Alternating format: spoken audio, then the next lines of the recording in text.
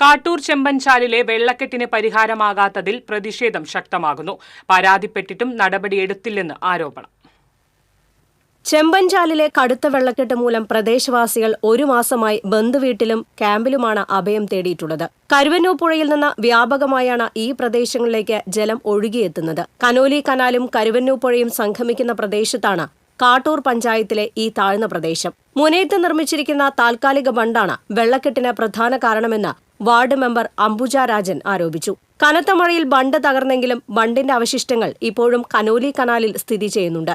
ഇതുമൂലമാണ് ചെമ്പൻചാലിലുള്ള അധിക ജലം ഒഴുകിപ്പോകാത്തതിന് കാരണമെന്ന് വാർഡ് മെമ്പർ പറഞ്ഞു. കഴിഞ്ഞ 30-ാം തീയതി തുടങ്ങി വെള്ളം കയറി തുടങ്ങിയതാണ്.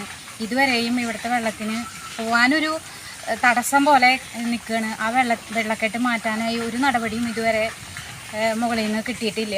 2016 മുനയം ചീപ്പ് പുതിയതായിട്ട് ഒരെണ്ണം വന്നിട്ടുണ്ട്. അതിൻ്റെ അടുത്ത് തന്നെ കൃഷിക്ക് വെള്ളം സ്റ്റോർ ചെയ്യാനായിട്ട് ഒരു ബണ്ട് നിർമ്മിച്ചിട്ടുണ്ട്.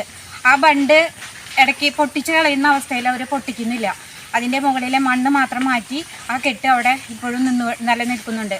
അതിൻ്റെ അടിസ്ഥാനത്തിൽ വെള്ളം കരുവന്നൂർ പുഴയിൽ നിന്ന് വരുന്ന വെള്ളം ആ വെള്ളം പുഴയിലേക്ക് ഒഴുകി പോവാതെ ആ വെള്ളം അവിടെ സ്റ്റോറായിട്ട് തിരിഞ്ഞ് അകമ്പാടം വഴി അത് പള്ളിത്താഴം തോട് വഴി ചെമ്പൻചാലിലാണ് വന്ന് സ്റ്റോർ ചെയ്യുന്നത്. അതുകൊണ്ട് തന്നെയാണ് ഈ വെള്ളം ഇവിടെ നിന്ന് പോവാത്ത അവസ്ഥയിലാണ് വെള്ളം.